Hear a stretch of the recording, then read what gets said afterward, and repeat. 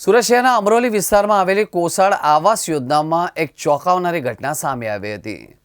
આવાસના building પાસેથી પસાર થતા રસ્તા પરથી એક શંકાસ્પદ કોથળામાં 57 વર્ષીય મહિલાની લાશ મળી આવતા સમગ્ર વિસ્તારમાં ભય અને ઉત્તેજનાનો માહોલ ફેલાયો હતો।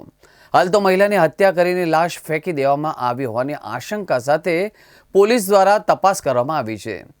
સુરત મહાનગરપાલિકાના સફાઈ કર્મચારીઓ જ્યારે પોતાની નિયમિત ફરજ પર હતા ત્યારે તેમની નજર એક બિનવારસી અને શંકાસ્પદ હાલતમાં પડેલા કોથળા પર પડી હતી। કોથળામાંથી દુર્ગંધ આવતા હોવાથી અને કંઈક અજગતું લાગતા કર્મચારીઓએ તાત્કાલિક પોલીસને જાણ કરી હતી। અમરોલી પોલીસ સ્ટેશન વિસ્તારમાં આવેલ કોસાડ આવાસ ખાતે H2 થી કોથળામાં બાંધેલી હાલતમાં એક મહિલાની લાશ હોવાની હકીકત મ્યુનિસિપલ કોર્પોરેશનના કર્મચારીઓ દ્વારા પોલીસ સ્ટેશનને કરવામાં આવેલ।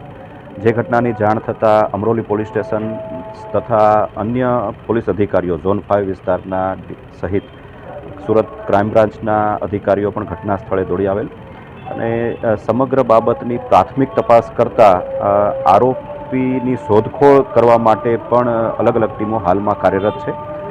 મૃતકની ઓળખ કરવામાં આવેલ છે। મૃતક 57 વર્ષની મહિલા છે અને કોસાડ આવાસમાં જ A2 બ્લોકમાં રહેતી હોવાની હકીકત જણાયેલ છે।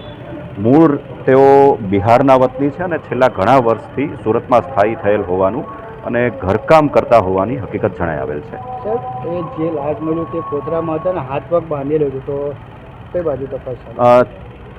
જે પરિસ્થિતિ જોતા પ્રાથમિક ધોરણે આ બાબત હત્યાની હોવાનું માની શકાય તેમ છે અને તે દિશામાં પોલીસની વિવિધ ટીમો કામગીરી કરી રહેલ છે।